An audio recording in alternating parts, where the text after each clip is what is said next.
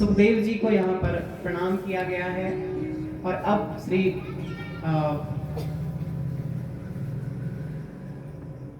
सूत जी, श्री व्यास जी भागवत जी की महात्म्य की भूमिका बना रहे हैं। एक बार की बात है, 88,000 ऋषियों का समूह ब्रह्मा जी के पास में पहुंचा और कहते हैं सभी ऋषि एक प्रार्थना भरी मुद्रा में पितामह के सामने खड़े होकर के अपने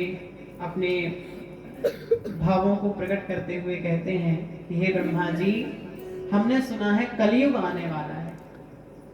कलयुग में विकृतियों का विस्तार होगा, विसंगतियों का विस्तार होगा, श्रद्धा शून्य हो जाएगी, आस्था अंतर्हित हो जाएगी। तो ऐसे कुत्सित कलयुग में भी हमारी भक्ति सुरक्षित कैसे रहे? क्योंकि भक्ति के बिना उद्धार संभव नहीं है। तो हम भक्ति कैसे बनाए रखें अपनी, और हम कैसे परमात्मा की प्राप्ति के प्रयत्नों को प्रचलित रखें, अबाधित रखें ऐसे कलयुग में, ये आप अनुग्रह करके हमें बतावें। यही हमारी अभ्यर्थना है। ऋषियों की ऐसी प्रार्थना सुन करके ब्रह्मा जी कुछ बोलना चाहे, तब तक एक ऋषि ने कहा कि हम तो ये मानते हैं सत्संगो ही भव भंजना। सत्संग ही एक ऐसा स्रोत है जिसके संरक्षण में भक्ति सुरक्षित रह सकती है और हमारी उद्धार की हर उत्कंठा पूर्ण हो सकती है।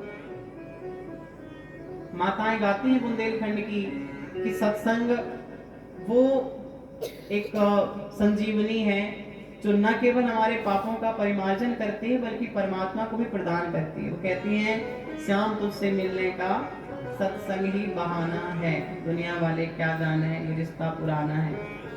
तो सत्संग एक ऐसा स्रोत है जो हमारी भक्ति को संरक्षित करके परमात्मा की प्राप्ति का भी प्रदायक बनता है। तो आप हमें कृपा करके कोई ऐसा स्थल बतावें जहां पे हम अपने सत्संग को संचलित रखें। ऐसा सुन करके ब्रह्मा जी ने अपना मनोमय चक्र उत्पन्न किया, और वो मनोमय चक्र उत्पन्न करके ब्रह्मा जी कहते हैं ऋषियों, एतं मनोमयं चक्रम मया सृष्टं विसृज्यते। हे ऋषियों, ये मेरा मनोमय चक्र जहां जाकर के जिस पृथ्वी के पार्श्व भाग में ये प्रवेश करे, इसकी चक्र की नेमी मतलब होता है चक्र का अग्रभाग।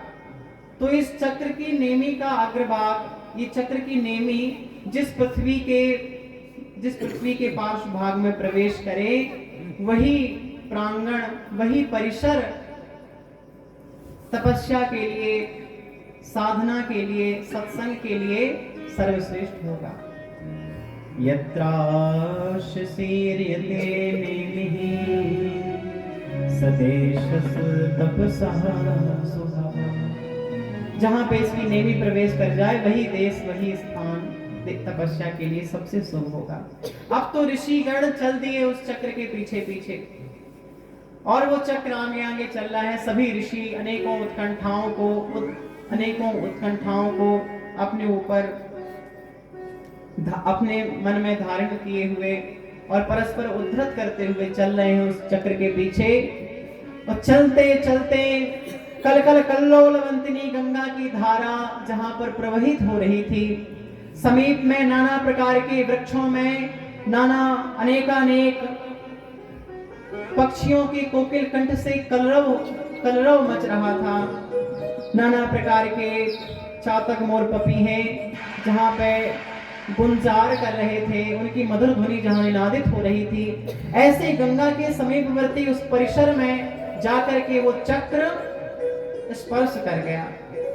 और नेमी मतलब अभी हमने बताया ना कि चक्र का अग्रभाग, तो नेमी सीर्यते यत्रशः नैमिषः। नेमी जहां पे शीर्ण मतलब स्पर्श करे उसे क्या कहते हैं? नैमिष। नैमिष सीर्यते यत्रशः नैमिषः, नैमिषश्चासो अरण्यः इति नैमिषारण्यः। चूंकि वो एक जंगल था तो कर्मधारय समास होकर के उसे नैमिषारण्य कहा जाता है। और नैमिषारण्य कैसा है हो, तो वहां की गई साधना बड़े सीमित समय में सफल हो जाती है। तीरथ वर नैमिष विख्याता, तीरथ वर नैमिष विख्याता, तीरथ वर नैमिष विख्याता, तीरथ वर नैमिष विख्याता, अति पावन पुराण सिद्धि दाता, अति पावन पुराण सिद्धि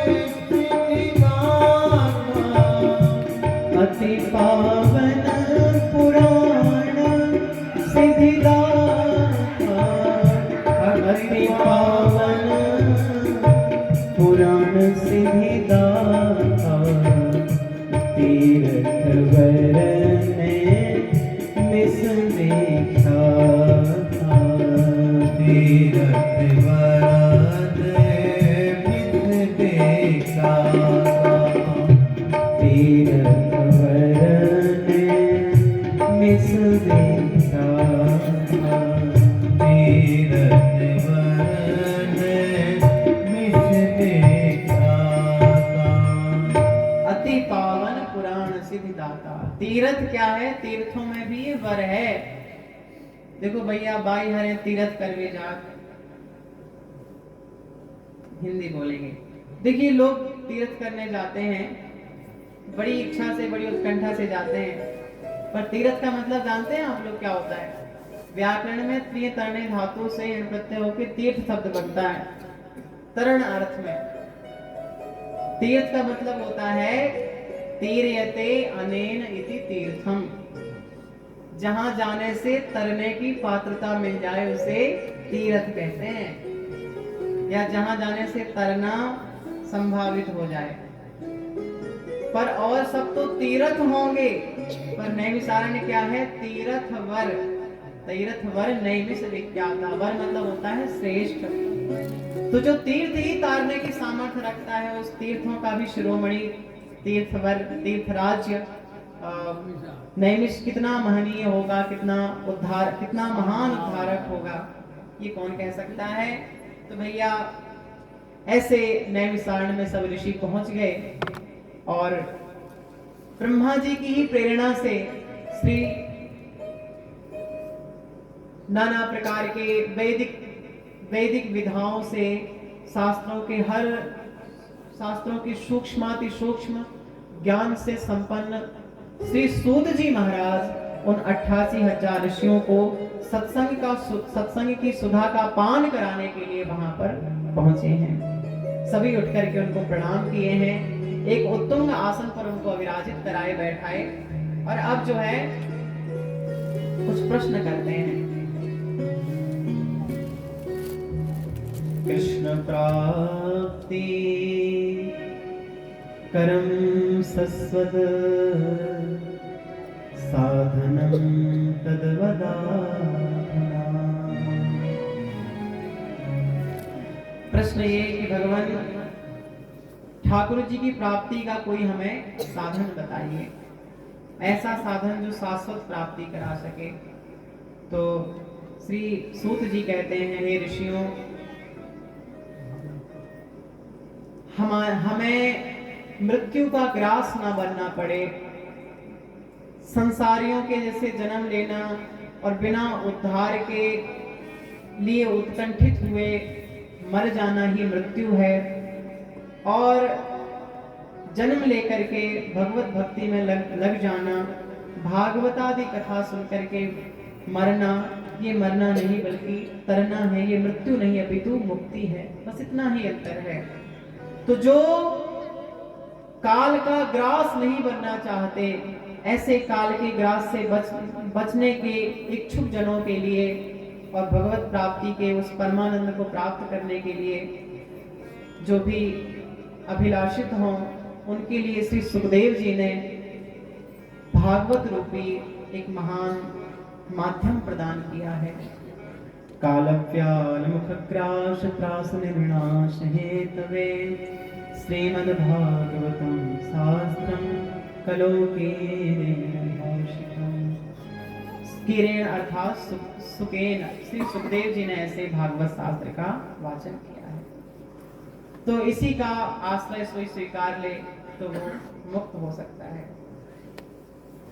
आगे चल करके इन्हीं भागवत जी की महिमा का मंडन करते हुए कथा आती है कि जीते जी कोई भागवत सुन ले पांडे जी तो उसके उद्धार में तो कोई किंतु परंतु नहीं रह जाता, और कोई पुण्यात्मा भागवत सुने, वैष्णव भागवत सुने तो वो तो संशय शून्य होकर के भगवत धाम का अधिकारी होता है।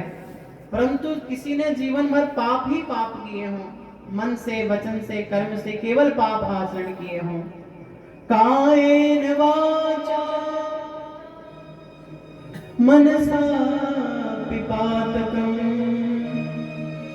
नित्यं प्रकुर्वन्ति सठाठेने परस्वपुष्टा मनिना दुराशया सप्ताहयज्ञेन कलो भुनन्ति ते। कायेन वाचा मनसा पिपातकम, काया से, वचन से, मन से केवल पाप किया हो, ऐसा पापात्मा भी अगर जीते जी भागवत सुन ले तो वो भी भगवत धाम का अधिकारी होता है। यदि कदाचित न सुन पावे और उसको संकल्पित करा के उसका कोई परिजन उसे भागवत कथा का श्रवण करवा दे तो वो मरने के उपरांत भी भागवत जितनी सामर्थ्यशाली है कि उस पापी को भी परमात्मा के धाम को प्रदान करने में वो सामर्थ्यवती हैं, उसे भी प्रदान कर देती हैं। कोई कितना भी पाप करके और देह का परित्याग कर चुका हो। इस पर एक कथा आती है कि एक आत्मदेव नाम के ब्राह्मण थे। तुंगभद्रा नामक तटी के समीप उनका सदन था। वहां वो अपनी जीवन संगिनी के साथ में विराजते थे। उनकी पत्नी का नाम था धुंधुली। तो थोड़ा सा वो लड़ाकू टाइप की थी, झगड़ालू। शी वॉज लाइक क्वेरल, झगड़ा करना पसंद था उसे। सुंदर तो बढ़िया थी वो, पर बिना लड़े उसका भोजन नहीं पचता था। भाई घर के काम जल्दी जल्दी निपटा के चली जाए बाहर, और जो मिल जाए उसी से लड़ बैठती थी। भिक्षुको वित्तवान लोके तत्प्रिया धुंधुली स्मृता, स्वाक्य स्थापिता नित्या क्रूरा कलह प्रिया, कृपणा कलह प्रिया, बड़ी कलह प्रिया थी। अगर कोई लड़ने को ना मिले तो भले दिवाली से लड़ी, पर लड़ती जरूर थी। अब भैया आत्मदेव जी के पास सब कुछ था, वित्तवान लोग के मतलब वो धनवान थे लोग में, पर बेटा नहीं था। और कहते हैं गृहस्थ जीवन में अगर दीवारें बच्चे का रुदन सुन के द्रवित ना हो तो वो गृहस्थ जीवन धिक्कार के योग्य होता है। अगर भगवत भक्ति से भी विलग हो तो, अगर भगवत भक्ति है तो ना भी हो कोई तो भी सब है। मीराबाई कौन से बेटे थे वो। तो लिखा है शून्यम अपुत्रस्य गृहम चिर शून्यम यस्य नास्ति सन्मित्रम। उसका, उस गृहस्थ का घर सूना होता है जिस गृहस्थ के घर में एक लाला के रुदन का कलरव न होता हो, बच्चे के रुदन का कलरव न होता हो।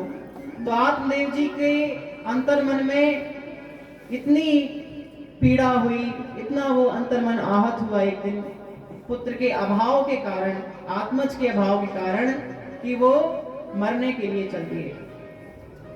पहले के समय में सुसाइड करना इतना इजी नहीं था, इतने सारे संसाधन नहीं हुआ करते थे, लाइक पॉइजन, सेल्फास की गोलियां, चाकू, ये सब नहीं था उस टाइम पे। यही होता था कि जंगल में चले जाओ या कहीं पहाड़ी से कूदो, पर फिर भी बच जाते थे लोग। तो सबसे सही था कि कहीं जाओ घने जंगल में तो कोई हिंसक जानवर आपको मार दे तो आप मर जाओ। आजकल तो घर बैठे पंखे से वगैरह वगैरह बहुत सारे संसाधन हैं। उस समय नहीं हुआ करते, तो वो जंगल गए, सोचे कि हमें कोई खा लेगा तो उसकी क्षुधा निवृत्ति भी हो जाएगी और हमें देह से मुक्त भी हो जाएंगे। कोई हिंसक जीव तो नहीं, बल्कि हरिभक्त महात्मा मिल गए। महात्मा जी ने कहा, क्यों रो रहे हो? कथम रोदिषि विप्रत्वं काते चिंता करीयसि वदतुं सत्वरं मह्यं स्वस्य दुःखस्य कारणम्। क्यों रो रहे हो, बताओ, अपनी पीड़ा का कारण बताओ। तो आत्मदेव जी ने कहा कि मैं अपने पितरों को जब जल देता हूं तो मेरे पितर उस जल को गर्म करके पीते हैं। इसका मतलब ये नहीं कि वो उस जल को गर्म करवाते हैं, ऐसा नहीं है।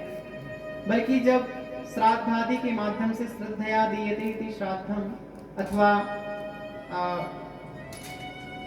पितृभ्याम स्वधा पितामहीभ्याम स्वधा इत्यादि कहकर के जब कोई पुत्र तर्पण करता है अपने पितामह का, अपने पिता का, तो वो तर्पण जब आत्मदेव जी करते थे और उनके पूर्वजों को जब प्राप्त होता था उनके लोकों में, तत्त लोकों में, तो उस जल को देख करके उनका हृदय द्रवित हो जाता था। क्यों? वो इस कल्पना करने लगते थे कि इस कालखंड में तो हमें जल देने वाला है, पर अब आगामी समय में हमारे कुल में कोई भी जल देने वाला नहीं रहेगा। तो भविष्य के अभाव से भावुक होकर के उनका हृदय जो निश्वास छोड़ने लगता था, मतलब संतप्त होकर के, हृदय जब संतप्त होता था तो संतप्त होकर के जो श्वास निकलती थी वो भी उष्ण श्वास निकलती थी, मतलब गर्म श्वास। तो उस गर्म श्वास से वो जल क्या हो जाता था? उष्ण हो जाता था। मदीया पूर्वजा सोयम कहोष्णमुपभुञ्जते। इतनी पीड़ा है मुझे कि मेरे पूर्वज उस जल को गर्म करके पीते हैं, अर्थात वो भविष्य की उस अभाव का आकलन करके भावुक होके वो संतप्त हृदय से जब श्वास निकलता है तो जल उष्ण हो जाता है। और औरों के घरों में तो गाय गाभिन होती है, पर वो गाय अगर मेरे घर में आ जाए तो वो भी पुत्रहीना हो जाती है, अथवा वो प्रसव देने की सामर्थ्य से शून्य हो जाती है। तो मैं अब मरने जा रहा हूं, मैं अब नहीं जी पाऊंगा ऐसी संवेदनाओं के साथ में, ऐसे शोक के साथ में। महात्मा जी ने कहा, अरे संसार में कोई सुख नहीं है, भगवान का भजन करो। रेशम त्याज कुटुंबासा संन्यासे सर्वथा। अरे परिवार के प्रेम का पास छोड़ो, इस पास से पृथक हो, पुत्र की प्राप्ति के पास से संन्यास स्वीकारो। सबसे सच्चा सुख तो संन्यास में है। कछु लेना न देना, मगन रहना। बल होगा तो इसका डर होगा कि कोई हमसे बड़ा बलवान हम पर प्रहार ना कर दे। धन होगा तो ये डर होगा कि कोई छीन ना ले, कहीं चोरी ना हो जाए, कोई उठा ना ले ना जाए। मौन रहोगे तो लोग कहेंगे इससे कुछ बनता नहीं है, इसीलिए चुप्पी साधे बैठा है। और बहुत वित्त होगा, बहुत धनवान होगा, धन होगा, तो राजा का भय है इनकम टैक्स वगैरह रेड न पड़ जाए। पहले भी ऐसा होता था। भर्तृहरि जी ने लिखा है, मौने दैन्य भयम बलेरिपु भयम वित्ते नृपाला। मौन होंगे तो दैन्य होने का, दीन होने का भय हो जाएगा। अरे बड़ा दीन है, कुछ नहीं जानता इसलिए मौन है। कुछ लोग होते हैं मौन ही अच्छे लगते हैं, बोल दें तो पता चल जाता है मूर्ख है, और मौन नहीं तो लगता है बड़ा समझदार है, भाई बड़ा विद्वान आदमी है। देखो सभा में अगर आप कुछ नहीं जानते, वज्र मूर्ख हैं, तो आप सभा में अगर बैठ गए तो मौन रहिए, आपकी प्रतिष्ठा बहुत प्रोन्नत होगी। पर कहीं कुछ बोल दिए और यहाँ स्वर व्यंजन कुछ आगे पीछे हुआ, आदमी समझ जाएगा मूर्ख है। तो शास्त्र कहता है कि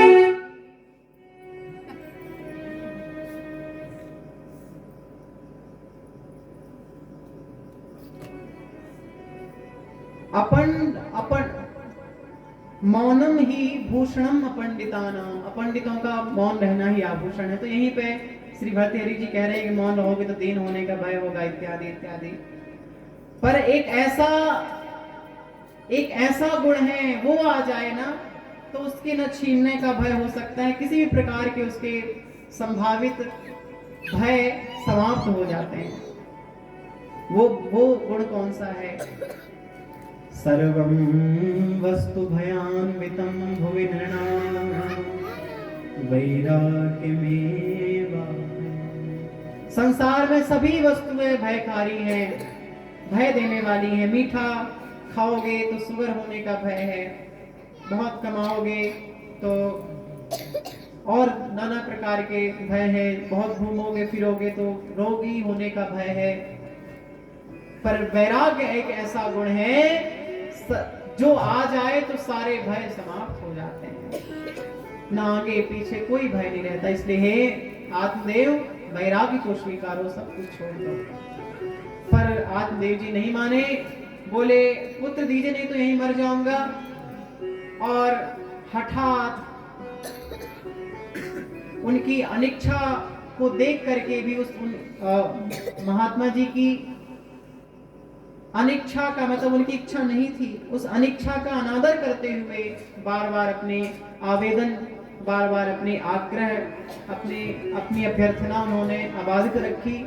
उसे देख के महात्मा जी द्रवित हो गए और उन्होंने एक फल दिया, कहा अपनी पत्नी को खिलाना, तुम्हें पुत्र की प्राप्ति होगी। वो फल लेकर के आए, अपनी पत्नी को खिलाए, पत्नी को दिए। पत्नी तो पत्नी थी, नाम ही धुंधली था। देखिए क्या सोच रही है धुंधली, क्या सोच रही कि देखो उसकी एक सहेली आई तो सहेली से संवाद कर रही है फल खाने के संदर्भ में। कह रही फल भक्षेण गर्भाशा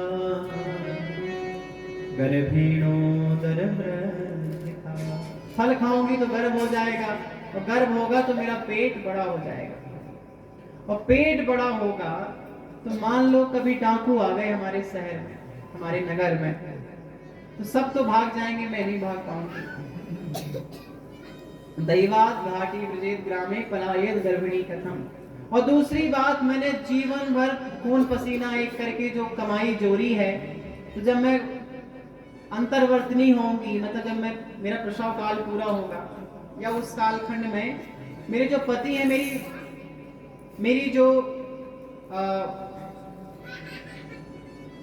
मेरे जो पति की जो बहन है वो ननद लगती है ना, तो मेरी ननद को बुला लेंगे, और मेरी ननद एक नंबर की चोटिन है, तो सब माल मट्टा चुरा के ले जाएंगे।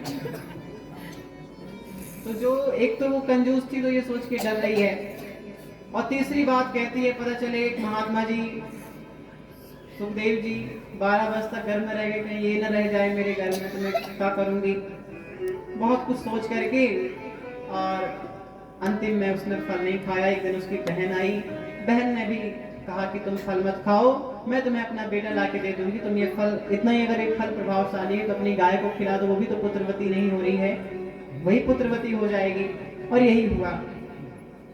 अब अपने पति को धोखा देने के लिए वो कपड़ा बांधने लगी पेट में, और कालांतर में उसने ढिंढोरा पिटवा दिया कि मैं पुत्रवती हो गई, और उसकी बहन ने वो पुत्र लाके दे दिया। नामकरण का समय समीप आया। आत्मदेव जी ने कहा मैं अपने बेटे का नाम, मेरा नाम आत्मदेव, तो बेटे का नाम ब्रह्मदेव रखूंगा। धुंधली कही कि मैंने सारी पीड़ा सही प्रसव की, और मैंने प्रसव की पीड़ा सही, सब मैंने सहा, तो नाम भी मैं ही रखूंगी। तो मेरा नाम धुंधली, तो मेरे बेटे का नाम धुंधकारी होगा। इस प्रकार भैया वो बड़ा दुष्ट निकला। कुछ दिनों के बाद एक गाय से एक पुत्र की उत्पत्ति हुई। सारा शरीर मनुष्यों की आकृति के जैसा था, सारे अंग अवयव मानवीय थे, पर उनके जो कान थे वो गाय के जैसे लंबे लंबे थे, बड़े बड़े। तो गवाम कर्णो इव कर्णो यस्य सह गोकर्णः, बहुव्रीहि समास। गाय के जैसे कान है जिसके, उन्हें क्या कहा जाता है? गोकर्ण। दोनों विद्याधन के लिए गए। गोकर्ण जी महान पंडित हुए, धुंधकारी महामूर्ख निकला, महापापी निकला। जो नहीं करना चाहिए सो करता, जो नहीं खाना चाहिए सो खाता, जो नहीं पीना चाहिए सो पीता। इसके पापों को क्या ही प्रकट किया जाए, बहुत पापी हुआ। श्री आत्मदेव जी को एक बार आकर के उसने प्रताड़ित किया और कहा धन दो। अपने पुत्र के दुर्व्यवहार से दुखी होकर के विलाप कर रहे थे, तब तक श्री आत्मदेव जी आए, श्री गोकर्ण जी आए, और गोकर्ण जी ने कहा कि पिताजी, संसार में कोई आपका अपना नहीं है, इसीलिए इन बंधनों से विलग होइए। पिताजी, जब तक दीपक में तेल है तभी तक बाती जल रही है, जब तेल खत्म हो जाएगा तो वो स्वयं नष्ट हो जाएगी। वैसे ही जब तक स्वार्थ पूरे हो रहे हैं तब तक खूब सम्मान मिल रहा है, स्नेह मिल रहा है। जिस दिन स्वार्थ पूरा न करने के योग्य हो जाएंगे, उस दिन सब कुछ समाप्त हो जाएगा। तो पिताजी, सुतः कस्य धनं कस्य स्नेहवान् ज्वलते निशम्। कोई किसी का सगा नहीं है। ये आपकी देह में जो अहमता है कि ये मैं हूं, इससे विलग होइए। देखो भाई, जब कोई घर बनाना होता है ना, तो सबसे पहले पिलर गाड़े जाते हैं। तो आत्मदेव जी को समझा रहे हैं श्री गोकर्ण जी के पिताजी, ये जब शरीर रूपी सदन बनाया गया, सदन मतलब होता है घर, जब शरीर रूपी सदन की संरचना शुरू हुई, तो सबसे पहले इसमें पिलर के रूप में क्या स्थापित किए गए? हड्डियां स्थापित की गई। अस्थि स्तंभम, अस्थि का स्तंभ, स्नायुबद्धम, और लोहे को गाड़ने के बाद बांधते हैं ना रस्सियों से, तो इसे किससे बांधा गया है? नसों से, स्नायुबद्धम, पूरे शरीर को।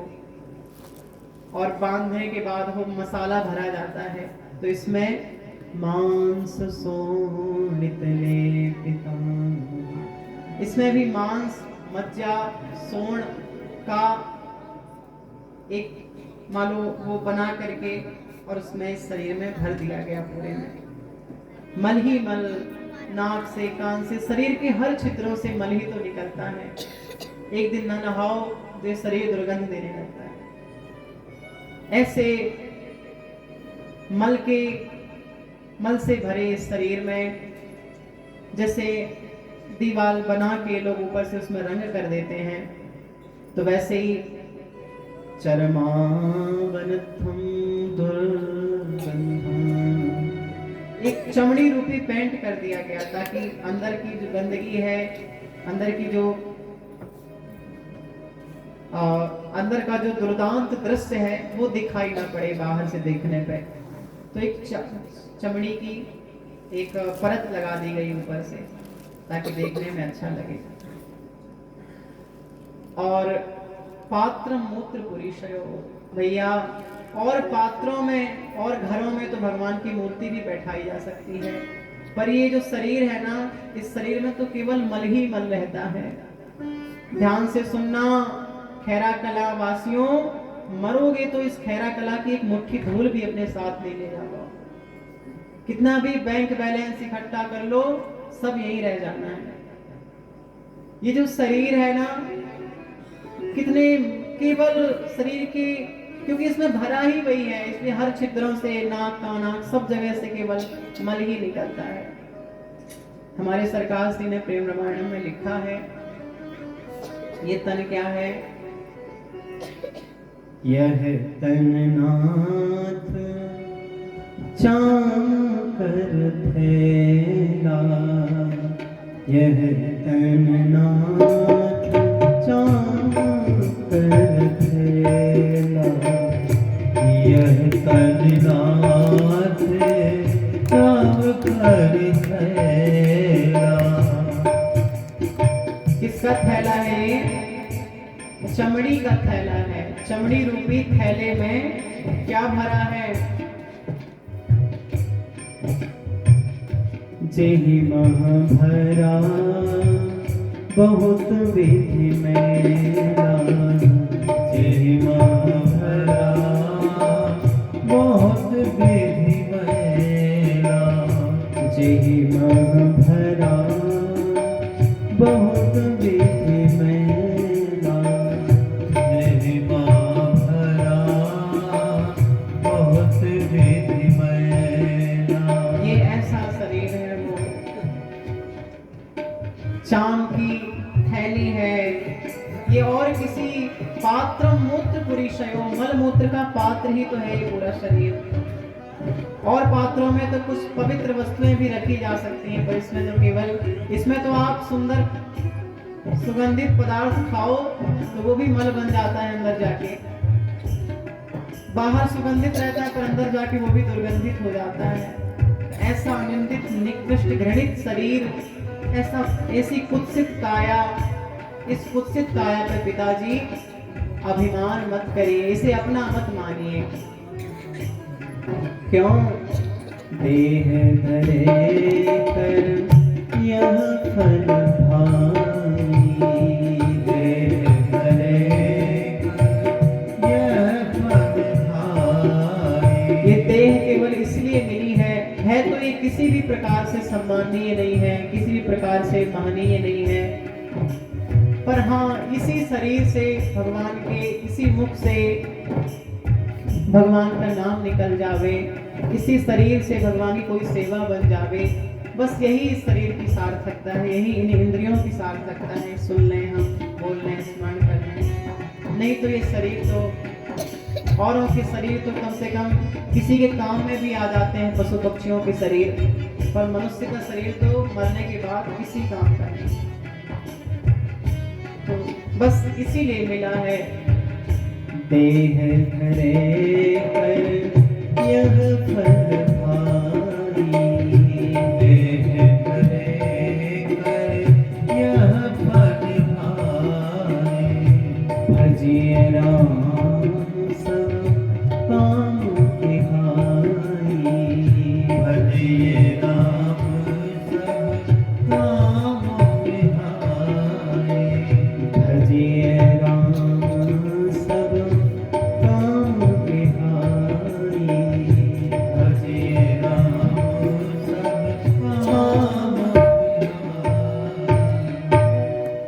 देहे स्थिमान सरुधिरे भीमतिं त्यजत्वम्। पिताजी इस अस्थि मांस के पिंड में, इस मलमूत्र के भांड में ममता मत रखिए, और इससे जुड़े जो संबंधी हैं, इस शरीर से जुड़े जो संबंध हैं, उन संबंधों में भी बहुत संलग्न मत होइए,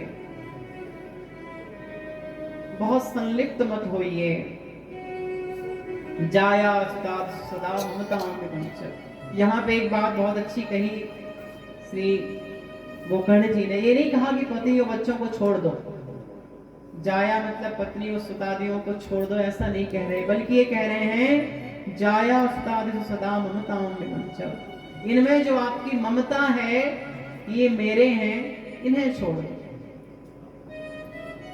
बाकी शरीर से जुड़ा संबंध और संबंध से जुड़े कर्तव्य खूब निभाओ, कोई आपत्ति नहीं है। बस उन्हें अपना मान के उनमें मुग्ध मत हो जाओ,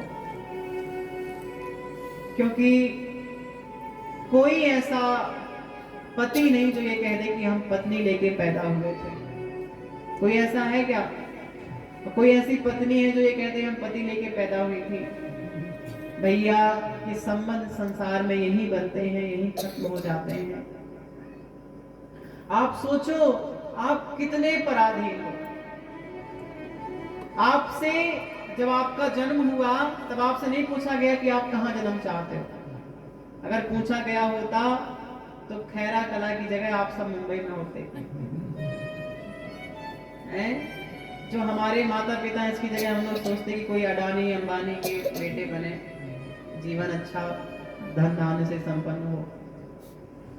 पर हमें हमारी इच्छा से जन्म तक नहीं मिला, भगवान ने जहां चाहा वहां भेज दिया। तो ना हम अपनी इच्छा से आए हैं हो, ना अपनी इच्छा से जाएंगे।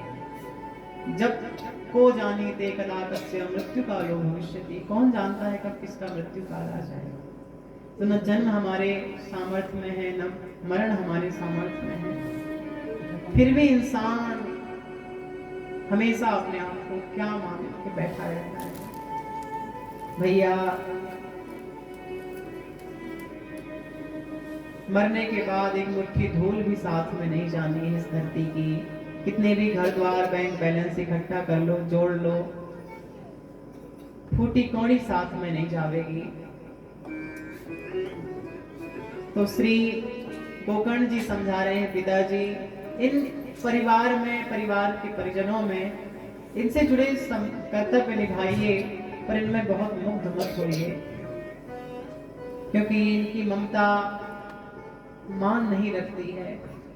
इनको मिलने वाली ममता या इनसे मिलने वाली ममता का मान हम आप नहीं रख सकते, क्योंकि हम आपके अधिकार में न जन्म है न मरण है। ममता अगर रखनी है तो केवल राम जी से रखिए। तुलसी ममता राम सो या ममता पर है, या तो ममता राम जी से हो या ममता ही किसी से ना हो। इस प्रकार जब उपदेश दिए हैं तो श्री गोकर्ण जी के उपदेशों को सुन करके एवं शुतोक्ति वशतोपि गृहं विहाय यातो वनम स्थिर मतिर गतषष्टि वर्षः, जंगल में चले गए और जंगल में जाकर के आत्मदेव जी इसी भागवत जी के 10वें स्कंद का पारायण करते थे, और उसी पारायण के प्रभाव से परमात्मा प्रकट हुए और उनमें ये सदा सर्वदा के लिए समाहित हो गए। श्री कृष्ण बापनीयतम दशमस्य पाठा। भैया आत्मदेव जी की उद्धार का वर्णन है। आगे चल के आपको धुंधकारी के उद्धार की भी कथा मिलेगी। पर धुंधुली जिसने अपने पति के साथ में छल कपट किया था, उसकी क्या गति हुई आज तक किसी को नहीं पता। भैया स्त्री पूजा के किसी प्रतिमानों को, पूजा के किन्हीं प्रतिमानों को प्रकट न कर पाए अपने प्रयासों से, अपने प्राण रहते कोई बात नहीं। उपासना की किसी उन्नत ऊंचाइयों को ना छू पाए, बहुत सत्कर्म उससे संभव ना हो पाए, कोई बात नहीं। केवल अपने पति की सद्भावना से संयुक्त होकर सेवा करे तो वो भी परमात्मा अथवा अपने उद्धार की पात्रा बन जाती है, उसका उद्धार हो जाता है।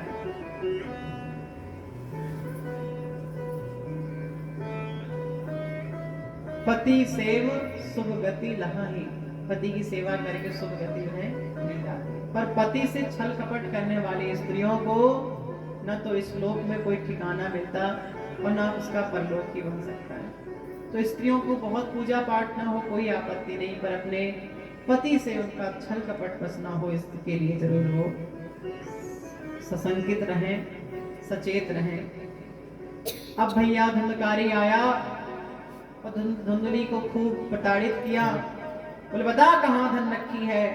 धुंधुली बेचारी जो था वो दे दी, लेके गया, बोला अभी मैं आऊंगा तुझे फिर मारूंगा। और ऐसे ऐसे मानो शब्दों के सरों से, सर मतलब होता है बाण, शब्दों के सरों से धुंधुली को अधीर करके धुंधकारी चला।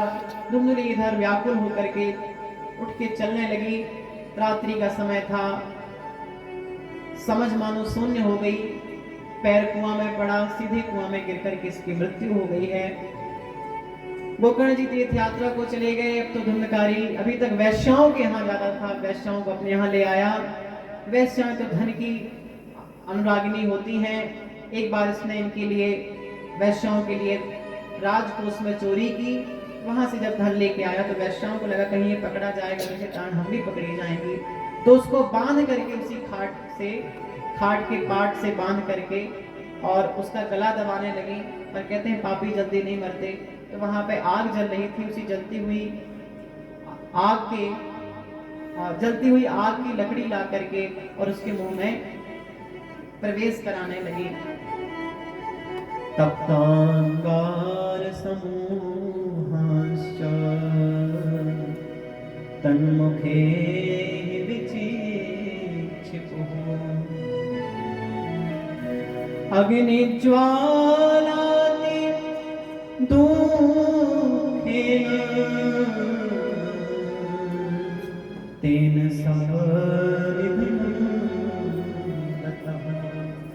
अग्नि की दाहकता को, जाज्वल्यता को सह नहीं पाया और वहीं धुंधकारी मर गया। वहीं दफना दी। सुबह लोगों ने पूछा कहाँ गया, तो बोली कमाने गया है, और धन लेकर के गायब हो गई। धुंधकारी की मृत्यु का समाचार, धुंधली की मृत्यु का समाचार गोकर्ण जी को तीर्थ यात्रा में जब मिला, तो देखो किसी अनाथ के लिए जब आप कुछ करते हैं ना, आप अपने सगे संबंधियों के लिए आप कुछ करें, बहुत छोटी बात है। सभी कोई करता है भाई, अपने पिता के लिए, अपने पारिवारिक परिजनों के लिए। पर किसी अनाथ का अगर आप कोई संस्कार कर दें, अग्नि संस्कार, भंडारा करवा दें, तिरंगी करवा दें, कोई भी संस्कार उसका करवा दें, तो उस अनाथ के संस्कार करवाने पे करोड़ों यज्ञ का फल मिलता है। अनाथे प्रेत संस्कारे कोटि यज्ञ फल मिलो। कभी अगर ऐसा अवसर आए और भगवान ने आपको सामर्थ्य दी हो, तो किसी अनाथ की सदगति के लिए जरूर प्रयत्न करिएगा, संलग्न होइएगा। गोकर्ण जी यही कर रहे हैं। तीर्थ यात्रा करते करते जहां जहां गए पिंडदान किए। गया में गए, वहां भी पिंडदान किए। एक दिन तीर्थ यात्रा करते हुए लौट रहे थे तो जन्मभूमि आ गई। जन्मभूमि तो वो होती है, वो जन्मभूमि परम तीर्थ। शास्त्र में लिखा है जन्मभूमि सबसे बड़ा तीर्थ होती है। देखो जन्मभूमि क्रिटिसाइजेबल है और रिस्पेक्टेड तो है ही, सम्मानीय भी है और किसी दृष्टिकोण से परिहार्य भी है, मतलब छोड़ने योग्य भी है। क्यों? अब आप बन जाओ कलेक्टर और गांव में आओगे, मान लो आपका नाम खुद्दू है, निक नेम, पेट नेम, कुछ भी, तो आपको उसी नाम से बोलेगा, भले आप कलेक्टर क्यों ना बन जाओ। अरे और ऐसो है भाई, है आजकल तो दिखाते ही नहीं है, और बता। तो गोस्वामी जी लिखते हैं कि तुलसी तहां न जाइए जन्मभूमि के ठाव, गुण अवगुण चीन्हे नहीं लेत पुरानो नाम। तो वहां जाना अच्छा नहीं माना गया, ऐसा गोस्वामी जी लिखते हैं। और सत्यता भी है, आप गांव का कोई आदमी आए शहर से, चाहे पीएम बन के आए, वही कहेंगे हमने कहा था, तो यही से न जाओ चाहिए। पर आदमी कहा कि यहाँ भैया जन्मभूमि बहुत बड़ो तीर्थ कहाऊ। वो भूमि कितनी भाग्यवती होगी जिसने सबसे पहले आपके भार को उठाया। सबसे पहले जिस भूमि ने आपके भार को उठाया, वो भूमि तो हमारे लिए भाग्यवती ही है। वो पृथ्वी कितनी पवित्र होगी जिसमें हमें सबसे पहले पधराया गया था, पौढ़ाया गया था। तो वो तो प्रणम्या है, प्रणाम करने योग्य है, इसीलिए आ गए। सबसे बड़ा सुख यही है, संतों का दर्शन हो जाए। संत दरस सम सुख जग नाहि, संत दरस सब सुख जग नाहि, संत दरस सम सुख जग नाहि, संत दरस सब सुख जग नहीं दरी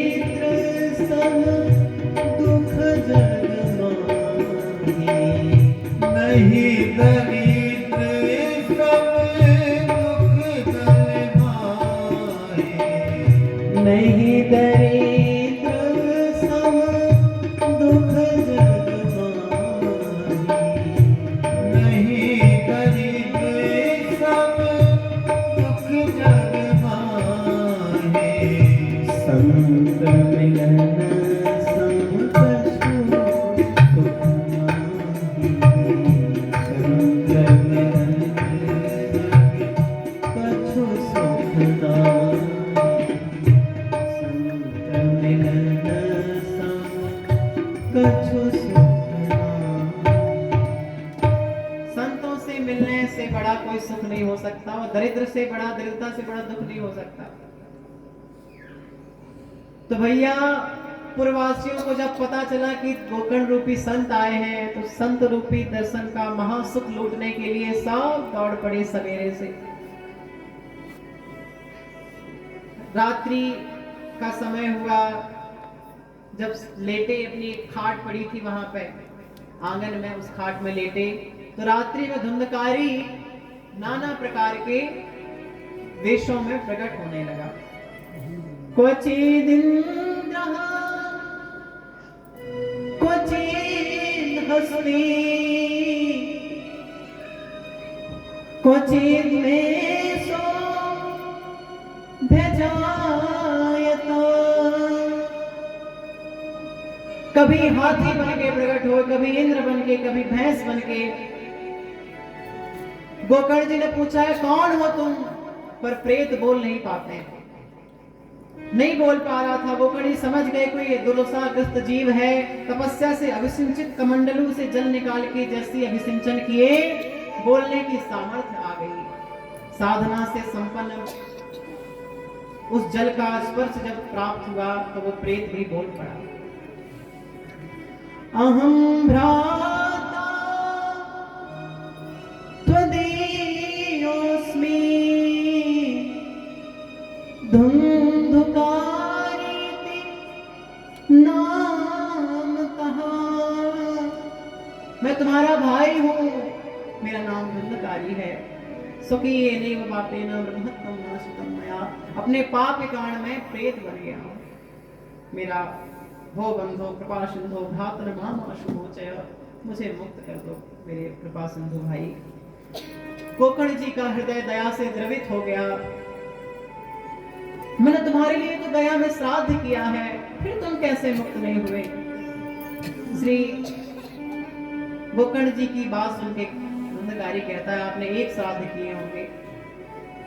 गया श्राद्ध सतेनापि मुक्तिर्मेन भविष्यति।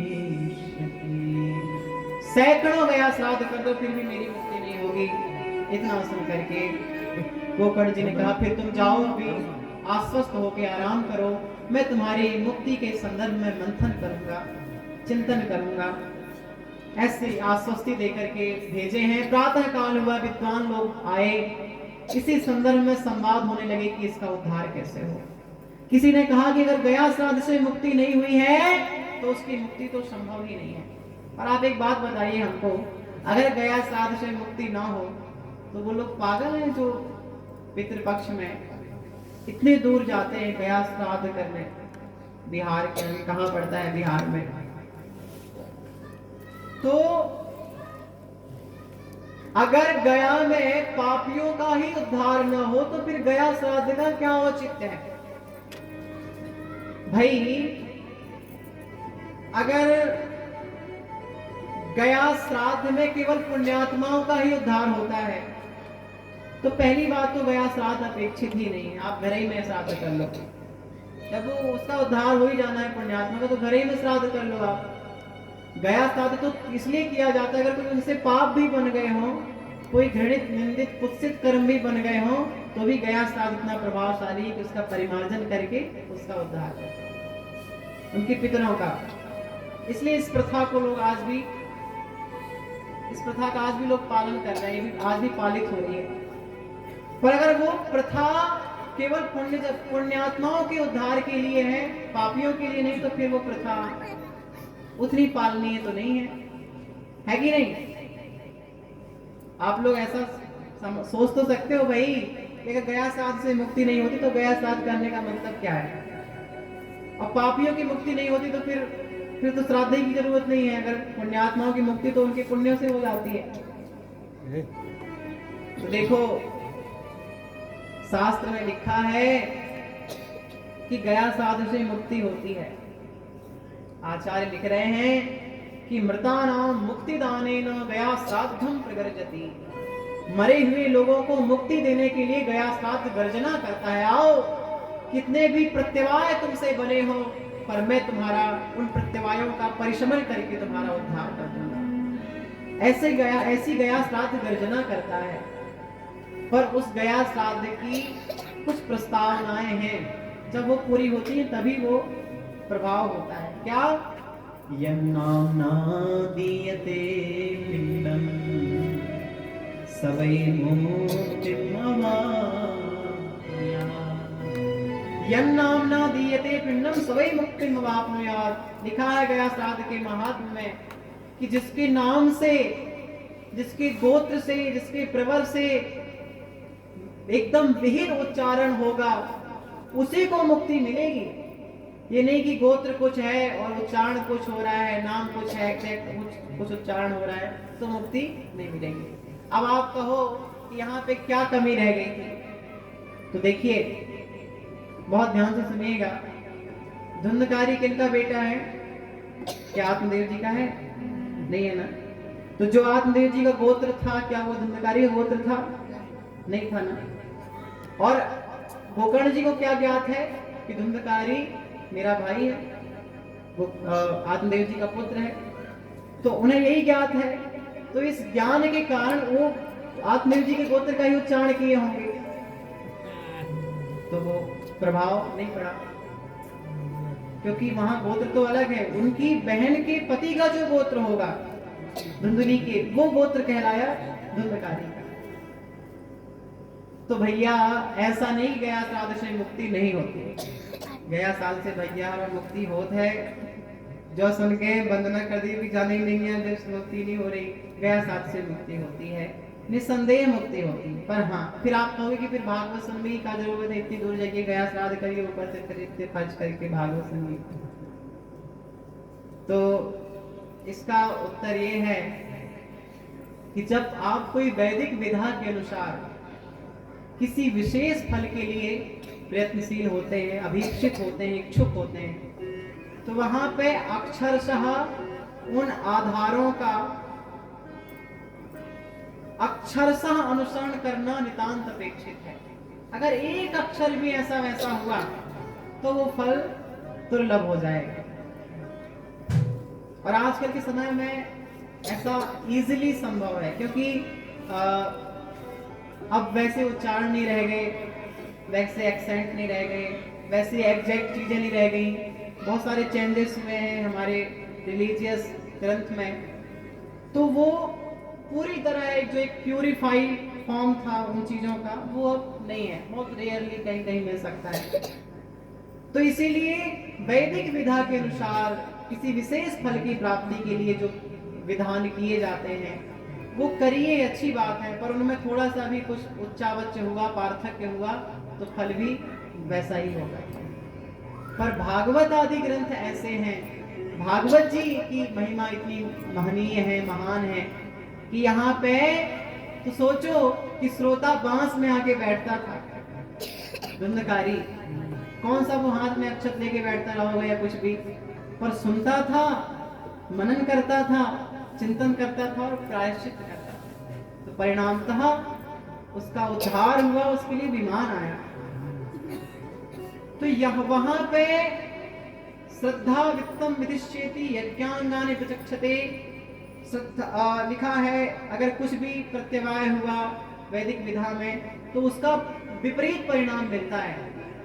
जैसे वृत्तासुर के चरित्र में वर्णन है कि इंद्र शत्रुओं निवर्धस्व मांगा था उनने कि इंद्र का हंता प्राप्त हो, पर उच्चारण में थोड़ा सा अंतर हो गया तो इंद्र के द्वारा मारा जाने वाला प्राप्त हो गया।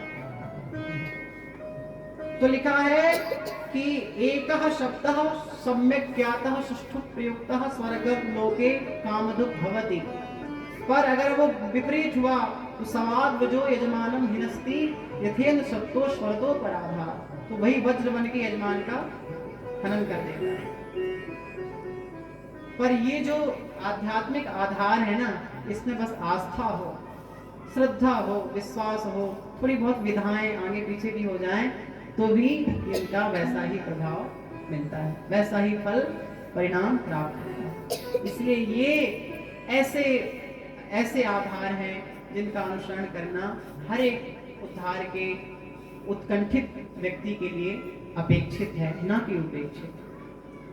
तो भैया यहाँ पे इसीलिए धुंधकारी की मृत्यु में संशय है, क्योंकि उनका एग्जैक्ट गोत्र आत्मदेव जी को पता नहीं था।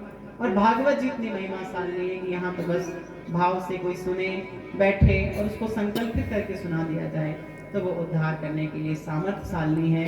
और यही हुआ कि जब किसी निष्कर्ष पर नहीं पहुंच पा रहे थे गोकर्ण और विद्वान जो वहां पर विराजे थे, तो अंतिम में एक विद्वान के कहने पर श्री गोकर्ण जी ने भगवान भुवन भास्कर की गति को, भगवान सूर्य की गति को स्तब्ध करके अपनी साधना से और कहा, तुभ्यम नमो जगत साक्षी द्रोहि में मुक्ति हेतुकम। हे जगत साक्षी सूर्य, हम आपको प्रणाम करते हैं, हमारे भाई की मुक्ति का कारण बताइए, हेतु बताइए, उपाय बताइए।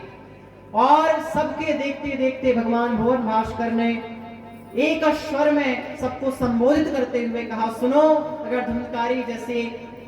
धुंधकारी जैसे पापाचरण करने वाले का उद्धार चाहते हो, उसका प्रिय चाहते हो, तो उसे भागवत की कथा सुना दो, निसंदेह उसका उद्धार हो जाएगा। श्रीमद् भागवतान मुक्ति सप्ताहम वाचनम करो, ऐसी आश्वस्ति दी, ऐसी सांत्वना दी, सुन के सारा समुदाय सुखी हुआ है। सब उस आश्वस्ति से सभी लोग आनंदित हुए जो भगवान आदित्य से, मतलब सूर्य से मिली। और अंततः अब तो एक व्यासपीठ की संरचना हुई, स्वयं श्री गोकर्ण जी इस व्यासपीठ में विराजे।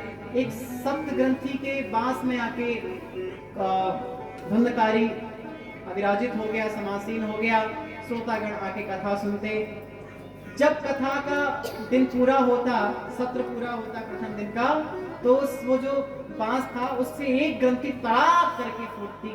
ऐसे प्रत्येक ग्रंथि का विच्छेदन होता, विभेदन होता स्वतः ही कथा के पूर्ण समाप्त विश्राम के उपरांत 7वें दिन वो पूरा बांस विच्छेदित होकर के उससे एक विलक्षण पुरुष प्रकट हुआ। दिव्य वेश धरो जाचा तुलसी दाम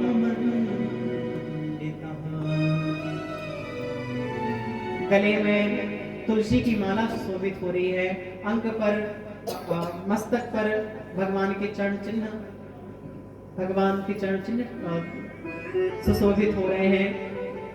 अब भैया सर्व प्रकार से शुभ लक्षणों से संपन्न, तेज और शौर्य से संपन्न वो स्वरूप देख करके सब हतप्रभ रह गए। भगवान के परिकर विमान लेकर के आए हैं। विमान में बैठ के जब धुंधकारी जाने लगे तो भागवत जी का स्तवन करते हैं।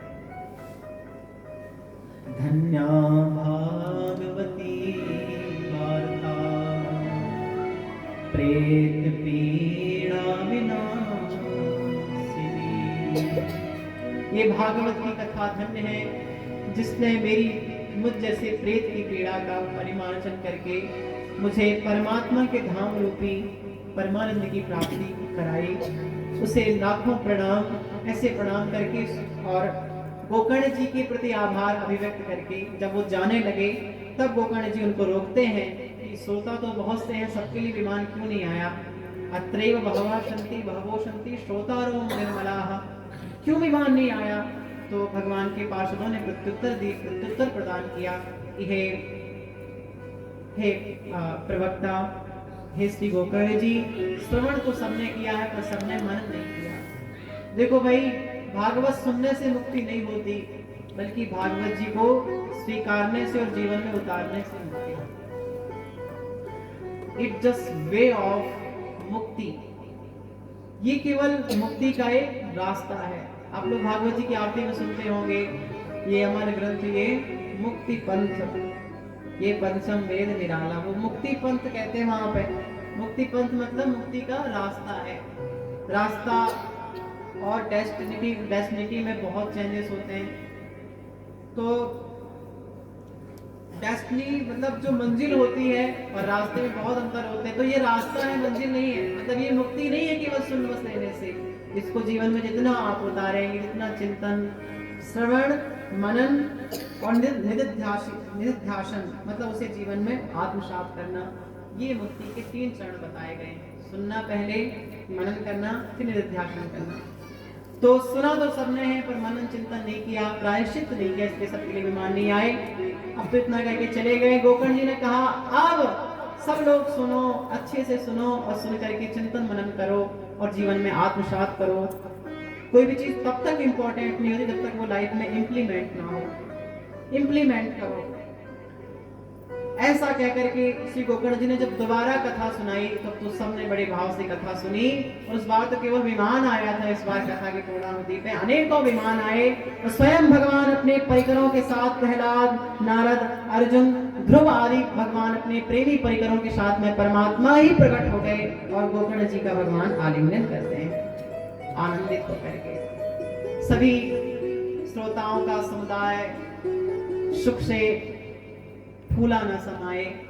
अब तो भैया भगवान सबको ले गए, गोकर्ण जी को आश्वस्ति दिए और खूब स्नेह प्रदान किए कि भी आप और जनों के उद्धारक बने, इसलिए आप इसी पृथ्वी पर विराजें।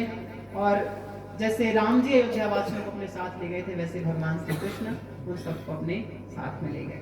यहाँ पे बस इतना मान लीजिए कि भागवत जी धुंधकारी जैसे पापाचरण करने वाले को मुक्ति दे सकती है, वो भी मरने के उपरांत। तो जो जीते जी भागवत जी की शरणस्थली स्वीकार ले, उसकी मुक्ति में क्या संशय संदेह हो। बस विश्वास होना चाहिए। परीक्षित प्रमाण है, धुंधकारी प्रमाण है, पर ऐसे लाखों अनेकों प्रमाण है।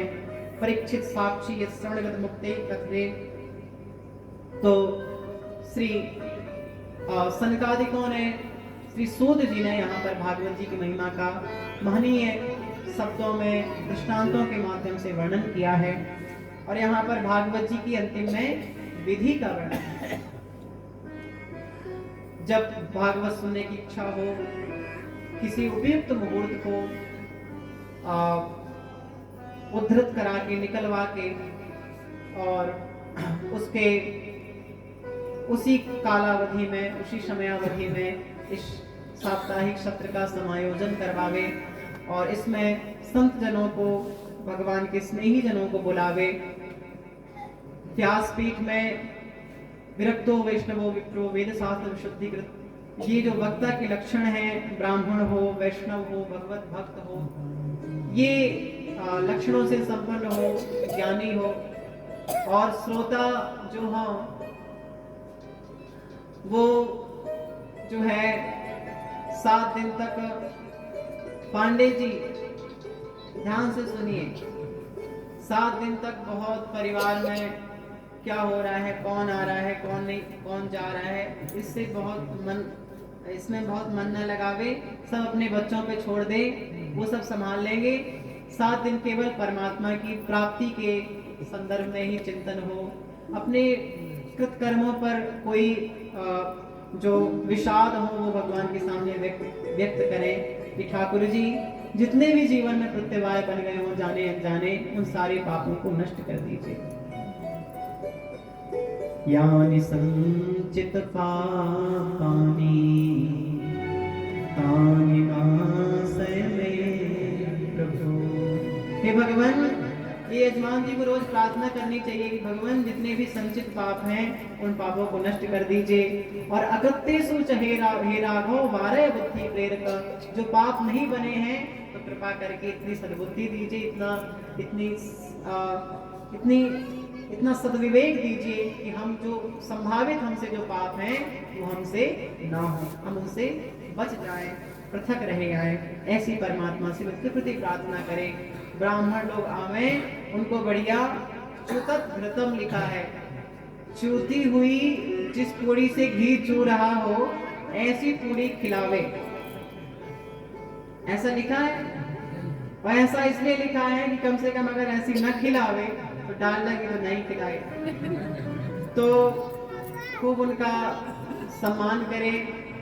व्यास को सुखरूप प्रबोधक्य और सर्वशास्त्र शुद्धिकृत व्यास को सुखदेव स्वरूप समझ करके और वैसे सद्भाव से स्वयं को संयुक्त रखे।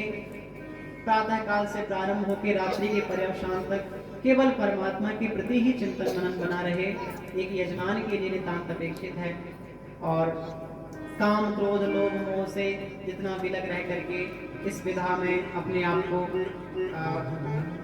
बांधे रखे, यही जो है अनुकरणीय है। और खूब सप्ताह भर में यथासंभव वैष्णवों का और स्नेही जनों का सम्मान, किसी का अपमान न हो, किसी को पीड़ा न पहुंचे हमारे किसी प्रयत्न से, ये इस पर जरूर ध्यान देवे। इस प्रकार श्री भागवत जी की विधाओं का वर्णन है।